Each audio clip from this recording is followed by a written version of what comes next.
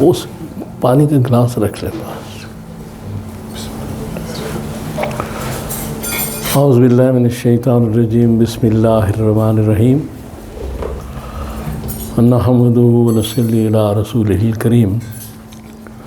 انتہائی قابل احترام سامعین و حاضرین، مجھ سے اچھے لوگوں، السلام علیکم ورحمۃ اللہ وبرکاتہ. دروشی پڑھ.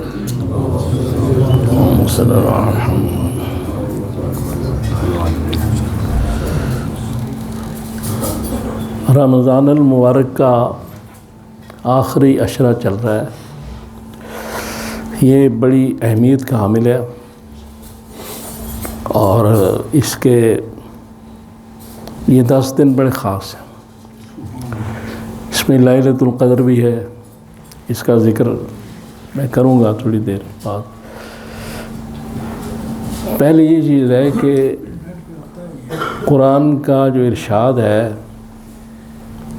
کہ یہ جو رمضان المبارک میں نازل ہوا اور لیلۃ القدر میں نازل ہوا اور غار حرا میں نازل ہوا. رسول اللہ صلی اللہ علیہ وآلہ وسلم غار حرا میں تھے. رمضان کا ہی مہینہ اور لیلۃ القدر. تو اس کی سورہ علق کی پہلی جو 5 آیات ہیں یہ نازل ہوئی. اس میں سب سے پہلی جو بات حضور سے کہا گیا کہ آپ پڑھیے اقرأ باسم ربک الذی خلق، یعنی اس میں یہ کہا گیا کہ آپ جو آپ کا رب ہے اس کے نام سے پڑھیے. تو یہاں ایک جو چیز ہے وہ واضح ہو رہی ہے کہ حضور سرور کائنات صلی اللہ تعالیٰ علیہ وسلم کو یہ علم تھا کہ میرا رب کون ہے. چونکہ رب کا، جس رب کو آپ مانتے ہیں اب تک اور جس رب کو آپ جانتے بھی ہیں، اس کی معرفت بھی جانتے ہیں، اس کے نام سے پڑھیے. پھر اس میں ایک تو چیز یہ ہے کہ حضور کو رب کا علم بھی تھا، اس کی معرفت بھی تھی. اس کے بعد پھر اس کی غالباً 9ویں یا 10ویں آیت میں ایک بات کی گئی ہے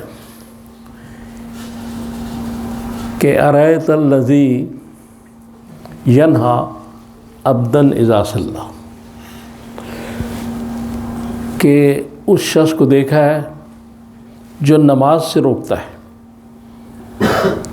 تو اس کے بارے میں مفسرین کی اکثریت یہ کہتی ہے کہ یہ جو ابو جہل تھا یہ رسول اللہ صلی اللہ علیہ وآلہ وسلم کو عبادت اور نماز سے روکتا تھا. تو اس سے یہ ظاہر ہوتا ہے کہ رسول اللہ صلی اللہ علیہ وسلم عبادت بھی کرتے تھے، رب کو بھی جانتے تھے، لہٰذا جس رب کو جانتے تھے اسی کی عبادت کرتے تھے. تو عبادت گزار بھی تھے، رب کو بھی جانتے تھے. اس کے بعد اس میں ساتھ ہی اس کی جو دوسری صورت رکھی گئی سورہ قدر، یعنی اس کو لیلۃ القدر، سورہ قدر میں لیلۃ القدر کا ذکر ہے تو سورہ علق کے ساتھ ہی اس کو رکھا گیا. جو ترتیب رسولی ہے اس میں اس کو ساتھ رکھا گیا. تو اس میں یہ کہا گیا انا انزلناہ فی لیلۃ القدر، کہ ہم نے اس کو بڑی ہی فضیلت، قدر اور بہت قدر کے بے شمار معنی ہیں اور بڑے زبردست معنی، سارے معنی ہی بڑے زبردست ہیں. قدر وقت کو بھی کہتے ہیں، قدر قیمتی شے کو بھی کہتے ہیں، بہت اس کے. تو یہ انمول رات میں اس قرآن کو نازل کیا. اور پھر اس کے آگے کہا گیا انا انزلناہ فی لیلۃ القدر وما ادراک ما لیلۃ القدر، اور یہ تمہارے وہم و گمان سے بھی بہت ہی اعلیٰ ہے، تمہارے ادراک عقل ہوش سے بہت اعلیٰ رات ہے یہ۔ وما انا انزلناہ فی لیلۃ القدر وما ادراک ما لیلۃ القدر لیلۃ القدر خیر من الف شہر، اور یہ اتنی قیمتی رات ہے کہ اس رات میں جو عبادت ہے وہ 1000 مہینوں کے برابر، 1000 مہینے۔ تنزل الملائکۃ والروح فیہا بإذن ربہم من کل امر سلام، اس رات فرشتے، روح الامین، یہ سارے نازل ہوتے ہیں، برکات سلامتی اللہ تعالیٰ کی طرف سے۔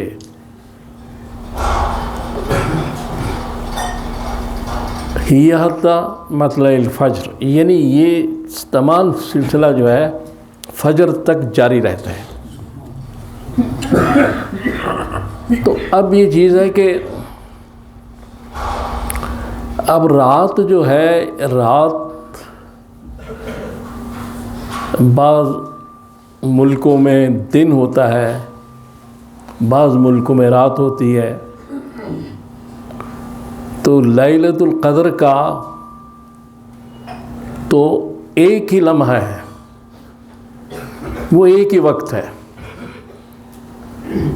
اس لیے بعض مفسرین نے لکھا ہے کہ عربی میں اکثر رات دن اور رات کے مجموعے کو کہتے ہیں، یعنی دن بھی ہو سکتا ہے، رات بھی ہو سکتی ہے۔ لہذا اعتکاف اسی لیے کہ اس میں زیادہ محتاط رہیں دن رات، یہ جو آخری عشرہ ہے۔ اور اس کے بارے میں یہ مفسرین کی رائے ہے جو میں بیان کر رہا ہوں۔ اس کے بارے میں پھر یہ ہے کہ عائشہ نے پوچھا حضور سرور کائنات صلی اللہ تعالیٰ علیہ وسلم سے کہ اگر یہ مجھے مل جائے یہ رات تو میں کون سی دعا مانگوں؟ تو آپ نے جو الفاظ بتائے ان کا معنی یہ تھا کہ یا اللہ تعالیٰ آپ معاف کرنے والے ہیں، آپ معاف کرنا پسند کرتے ہیں، آپ ہمیں معاف فرما دیں۔ یعنی معاف کرنے والے بھی ہیں، معاف کرنا پسند بھی کرتے ہیں، تو ہمیں معافی فرما دیں۔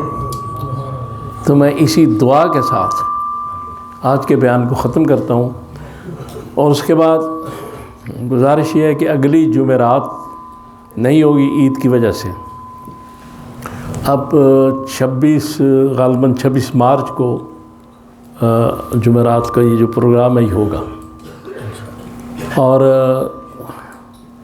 تیسرا میں اس میں شکریہ ادا کرنا چاہتا ہوں ان تمام لوگوں کا جنہوں نے اس ہمارے کام میں معاونت کی، افطاری میں جن دکانداروں نے چیزیں بھیجی، جو لوگ گھر سے چیزیں بنا کر لائے، اور جن لوگوں نے یہاں خدمت کی، جن لوگوں نے یہاں دوڑ دھوپ کی، ان سب کا شکریہ ادا کرتا ہوں۔